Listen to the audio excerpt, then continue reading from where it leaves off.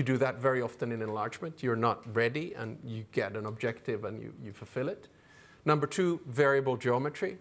So allow countries to advance with not everyone wanting to join even in the long run. So the euro would not have been possible with unanimity. As we know, actually, the UK had an opt-out, which is a different thing, but nevertheless, already in the Maastricht Treaty. Or Schengen is a good example of variable geometry inside. And then finally, the third category that I had is a la carte. That's kind of when you pick and choose. It's a little bit more complex, but nevertheless, what I would argue, a fairly useful tool. Now, I think we need to separate, and this is slightly my academic hat on here, where the development comes from the thesis. We need to separate flexible integration inside, the stuff I just mentioned. It's really useful to be able to take a decision on sanctions on Russia without Hungary, right? I mean, it's a useful tool, right? But we have to separate it from flexibility outside. So inside, it's a tool for advancing a certain policy area. But outside, it's actually a tool for organizing the way in which Europe decides. And it's this latter part that I think we really need to focus on right now. And why?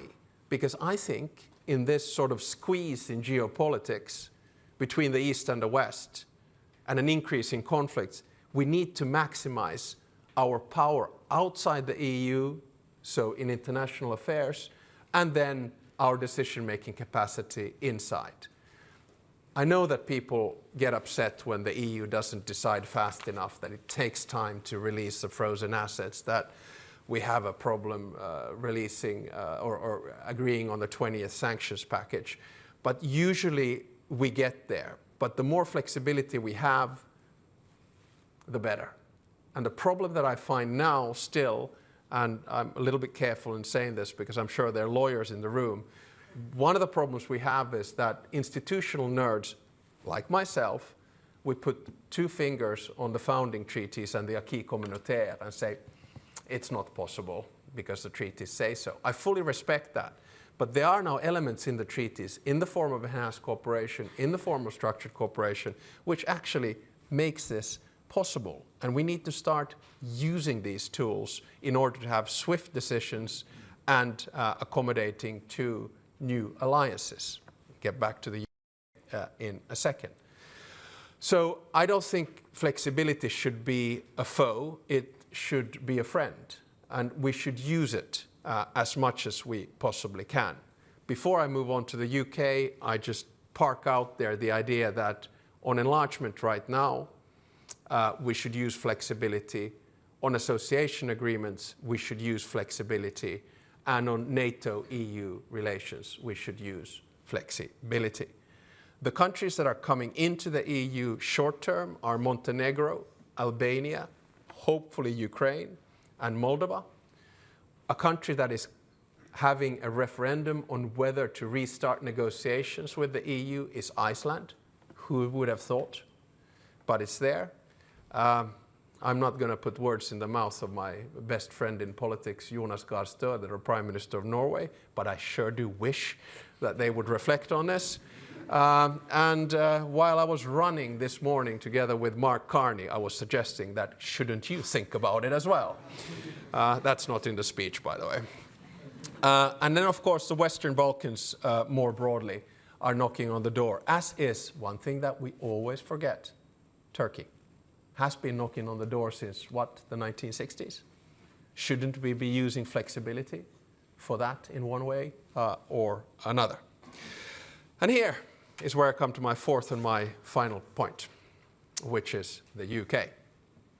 I have already declared my interests, so I am not subjective on this. But let me begin by saying that I think Brexit was a colossal mistake. I was expecting applause on the note. No, you're just worried what I'm going to say next. I am too diplomatic to express exactly what I think about those who promoted Brexit during the campaign and those who still think that Brexit is a good thing. It is not for me to say, because I still come from the outside. I'm the only person in our family who doesn't have dual nationality. But I do think it's not only shooting yourself in the foot, but it's like amputating your leg without a medical reason for doing it. Now I have hyperventilated and I've been able to express what I really think about Brexit. Now is when I count to 10. I become a cool, calm and collected Finn. And this part of the speech I finished right after I took a sauna and had an ice bath. So what do? My first point is, when I work with the UK today in my capacity as the President of the Republic, I don't differentiate between the UK being in or out. The constitutional reason for it is that I don't deal with the EU.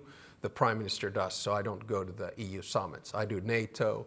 I'm going to host Keir Starmer in Jeff next week. I do Ukraine. So I don't differentiate on that. So my point is that what we need to do is to have a more flexible relationship between the EU and the UK.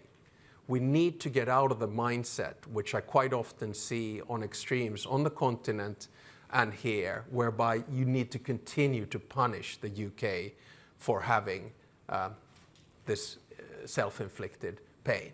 So we need to be super pragmatic. So let me be pragmatic by suggesting that we need to deepen our integration and cooperation in at least 3 areas. One is security, and especially in intelligence and defense. 2 is the economy, and yes, on customs and the internal market. Get out of the mindset that the UK should not be a part of the customs union, or the UK should not be a part of the internal market. Think about a flexible way of dealing with it. And thirdly, technology, so especially research, education, and innovation. And to all of my European friends, when there's a drain right now out of the United States, it is coming towards Europe. And therefore, we need to try to find a combination of how we not only split the difference, but the issues between the UK and Europe. I know the extremes won't like this. There's still people who, bang their chest and say that Brexit was a great thing. But the facts simply don't back that up. And now we need to get pragmatic. You Brits always consider yourself to be a pragmatic people. Let's see how pragmatic you can be about it. Let's work on this together. So let's have a functional approach. And all of those who've studied European integration will know that functionalism means that integration in one area leads to pressure to integrate in another one. Let's find the right balance. The world is changing. Our interests in Europe and the UK are the same. Our values in Europe and the UK are the same. We need a UK voice in Europe. We really miss you guys. I mean, I'm serious, we really do. On the internal market, on competition, on reform, all of these things, on climate change. That's why I think we should be pragmatic. Okay, we are pragmatic already on youth mobility and emissions trading and sanitary and phytosanitary, I never pronounce that, cooperation. But let's maximize security together, and especially in the 3 fields that are there. So let me conclude by saying the following. Number 1, we need more flexibility in Europe, both inside and outside the Union. Number 2, and the reason is the changing world situation. Number 2, we need to be more pragmatic and flexible about the EU and the UK. So therefore, the EU needs to be more flexible, and therefore, let's move the fog over the channel. Thank you very much.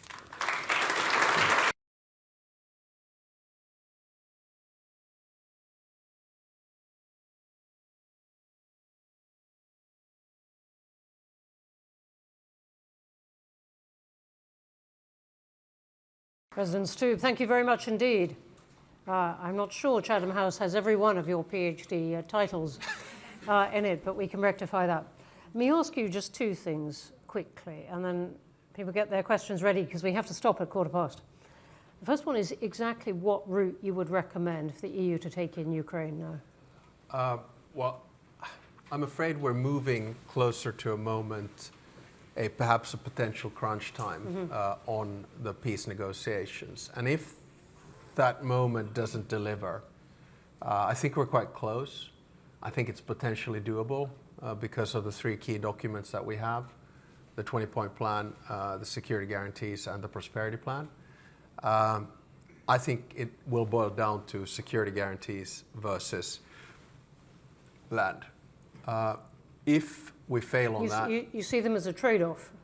I see them like I see them an as absolute point. Yes, but of course, let me specify here: Finland or any European country will never ever accept a de jure land swap. De facto might be a reality, but de jure, it's simply not going to happen. So we could be facing a moment, if these negotiations fail in the next few weeks, where Europe needs to take more responsibility. And that means that we need to take more responsibility to help Ukraine in terms of intel. We need to take more responsibility, which we already actually do nowadays, in terms of financial and military assistance, and then we end up having to take more responsibility on the security guarantees. This is a bad scenario. I think there are three. One is that the war continues. Two is that we get a peace agreement. Or three, that a failed peace agreement leads to the withdrawal of But the to be clear, you're seeing this as, but Ukraine ends up as a member of the EU in some form. At the end of the day, again, I have to be very careful here because I'm not the one who takes the decision on this. I sign it off, but I don't take the decision. And my take is that there have been ideas floated about a reverse EU membership, which I think are quite innovative and quite flexible, but whether that'll fly at the end of the day, I don't know. And having said all of that, remember that this war has been a strategic failure for Russia. Russia wanted to make Ukraine Russian, but it became European. It wanted to prevent the enlargement of NATO. It got Finland and Sweden, and it wanted to keep defense expenditure down. We're moving north of 5%. So in that sense, I think it's a complicated situation, but I'm optimistic that certainly that Ukraine will become European. You want to put a time on that? Nope. There we go. Let's move on to your next, or one of your other points for flexibility, and UK itself, where you did indeed, as you promised, give us your views. And I softened them substantially before we let out the speech. You know how it is. And you I have to vent suspect there are many people first. here who agree with you, but not everyone online does. Oh, yeah, There's some... Nigel Farage? No. Vijay Strau, an Indian name, saying why should the UK continually try to save Europe from itself? And there's more. So was it J.D. Vance or J.V.? No, Vijay. Okay. Vijay. Okay. Where is Europe going to show that flexibility? Where do you think Britain should show that flexibility? Because Brexit didn't come out of nowhere. No. And migration was, for those who voted for Brexit, one of the big inflaming points.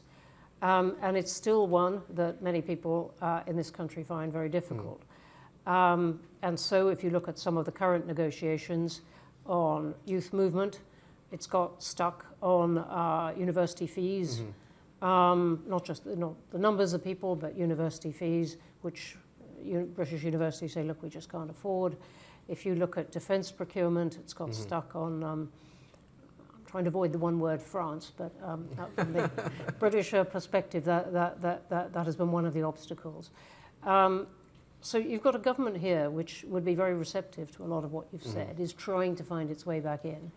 But it's not seeing, I think it would say, examples of the flexibility that you say you're calling on the European Union to show. Yeah, I mean, I agree with you. Negotiations are always complicated, and obviously when you get into the nitty-gritty and the detail. But I think the momentum right now is there.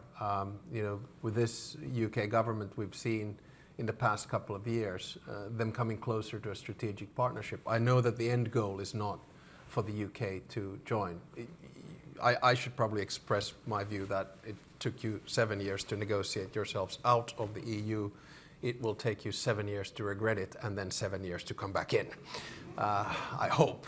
But I wonder, I mean, the polls are fairly steadily for a majority, not an overwhelming majority, but a majority saying that this was a mistake. Yeah, so I mean, but your the case may be one in that yeah, respect. Yeah, the polls are, you know, that's how they end up. You know, when you see that something has been a mistake, and because I think the problem with Brexit, and again, I don't want to over-rationalize the past, but the problem of Brexit was kind of the same that the problem was with EU membership. It was a false promise. It's just that the Brexit was just a fake promise that you would somehow regain independence and sovereignty in a completely interdependent world. And that's why I think we should have had more flexibility in the beginning with the wisdom of hindsight. Of course, you were the guys that in 2004 allowed for the free movement of labor from Central and Eastern Europe, whereas a lot of other countries put that sort of stop on there. And I fully understand why immigration was an issue. But I think sometimes people were barking up the wrong tree. And I think the best way in which I heard sort of Brexit summarized, I was in a public debate, BBC town hall thing, and I was there on the sort of pro-UK-EU side. And then a British MP who had been anti-Brexit, pro-EU, said that I don't understand why this happened because our GDP here in the UK grew from 1973 by X, Y, and Z. Someone spontaneously stood up in the audience and said, yeah, mate, perhaps your GDP, but not mine.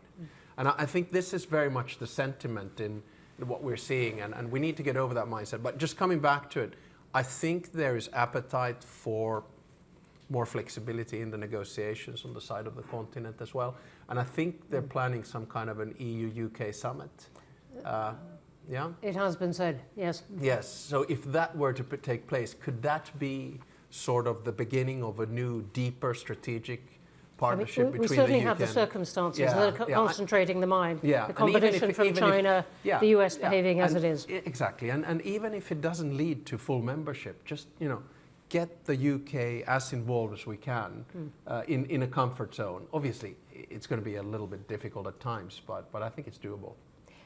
And just finally, I mean, I think in terms of this government now in Britain, you're preaching to the converted mainly. What would you say to the people who still are backing reform? Backing reform as in the party? As in the party, or the EU, yes, EU sorry, reform. capital R. Yeah, again, I'm not going to, it seems to me that there are many countries that are meddling in the internal domestic politics of other countries in today's world, and I'm not going to do that. I'm just going to give you my 2 cents of why I think, you know, we need to be more pragmatic and flexible about the relationship between the EU and the UK. And so in that sense, I'm not going to take issue with reform, even though I do know Nigel Farage, personally, we were in the European Parliament at the same time, 2004, 2008. Let me take some questions. Right, loads. I'm going to take 2 at a time. In the front and then on the aisle. Thank you, and thank you, Mr. President, for that insightful, for those insightful remarks. I think you touched on my. Would you say who you are? Oh yes, apologies. My name is Prashani Damadasa from Sora 3. You touched on the question that I really wanted to ask you, being, do you see flexible integration being a governance mechanism to overcome institutional deadlock, or more as something more strategic in how Europe organizes itself around defense, technology, and economic security? But if I may also... No, I'm really sorry, but we've got 5 minutes. I would see it as both, to give you a short answer. Thank you. Dominic Nichols from The Telegraph. President Stubb, at what point does getting oil through the Strait of Hormuz become a problem that NATO needs to take a view on? And how far do you agree with Bart de Wever that the EU should now start to talk to Russia? Thank you. I just gave an interview to the Sunday Telegraph, to David. He goes, so on the 2 questions. First of all, NATO is a defensive alliance. So basically our job is through collective defense in Article 5 to protect when attacked. That's what we did in 9/11. And of course now NATO has not been attacked. The Straits of Hormuz situation has been caused by bilateral, not unilateral action of Israel and the United States attacking Iran, and then Iran attacking pretty much 13 states in the region. I think those countries bilaterally that have the capacity or will to help the United States can and should do so. As far as Finland is concerned, we take care of the security in the northeastern corner of Europe. That is our task, protecting the 1,340-kilometer border between NATO and Russia. As far as Bart de Wever, I think we've had this conversation for the past 2 years, and I do think that we are approaching the moment when political conversational channels have to be opened with Russia, but that has to be done in a very coordinated manner among European allies and friends, not as a solo act as we have seen with Prime Minister Fico of Slovakia or Prime Minister Orban of Hungary. So it needs to be very much a unified approach. Thank you. Let me take a couple more. In the green, there. Thank you. Hi, Maura Barry. I'm a former USAID senior executive, recovering diplomat, and currently working as a senior affiliate for the Solarium Group, also a dual national. My question is related to, as we see increasing instability around the world being caused by pressures of economic and environmental issues, how do you see European institutions better integrating development and security policy going forward? Thank you. Okay, so this is not product placement, but I just published a book called The Triangle of Power, Rebalancing the New World Order. And the main thesis of that book is that we need to drive a more values-based, realistic foreign policy combined with a dignified foreign policy. And my main thesis is also that it's going to be the global south that decides whether the world is going to tilt towards cooperative multilateralism based on institutions and norms, or conflictual multipolarity based on deals and transactions. So I do think that those two things that you mentioned go ahead, but we can't come with the moral high ground as we have with, for instance, development policy before. Here on the aisle. Hi, Dan Saber from The Guardian. Mr. President, how do you get Donald Trump to listen to anything? You're said to have a good relationship with him. I'm interested a bit in the interpersonal dynamic. And following on from that, in the context of after Iran, do you think you can get Trump into a good place on Ukraine and some kind of sensible deal when he puts a bit of pressure on Vladimir Putin? Well, first of all, I don't want to inflate my relationship with the President of the United States. You've been called a Trump whisperer. But... yeah. The media does funny things to you. So I had the privilege of spending the better part of 7 hours in his presence in March last year, playing golf and having breakfast and lunch. And of course, my job as a head of state is to try to forge relationships which are in the interests of Finland. And one of those relationships is the one that we have with the United States, which is very strong right now, especially on the bilateral side in terms of defense cooperation, probably closer than ever. We just bought 64 F-35s. We have thousands of American soldiers training in Finland in Arctic conditions right now, actually an exercise of 25,000. And of course we sold 11 icebreakers to the US, which they badly need. So it's a functional relationship and we'll continue to have that. I have no illusions about who can convince President Trump on anything, and especially I don't. If I get one idea out of 10 in on Ukraine, I think it's good.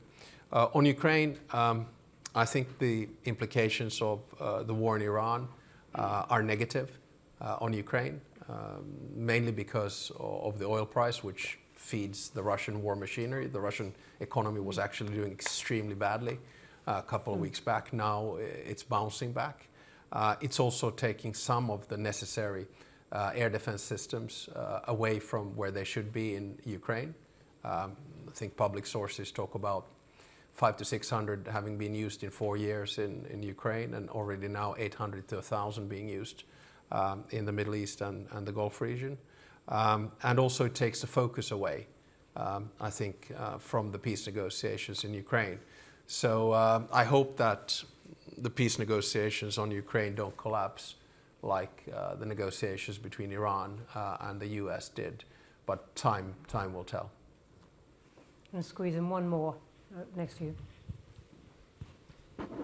President Stubb, Latika Burke from the Nightly Australia. Just following on from that and your point about indulging in realpolitik now, why doesn't Europe go to Trump and say, if you want assistance in the Gulf, here's what we want you to do on Ukraine? I think it's a really good idea. I might pick you up on that. No, I think it's actually a really good idea. So, I'm available for advice. can my team take your phone number, please? No, but I mean, yeah. I'll think about it. I'll talk about it with my colleagues. Some of them are here in London today. On that, we are going to have to stop. I'm really sorry this is a short and fast discussion with the President, but we're very glad to have had this time with him. Thank you. There were so many great questions building up, so many online, but we're going to have to stop. You join me in thanking him.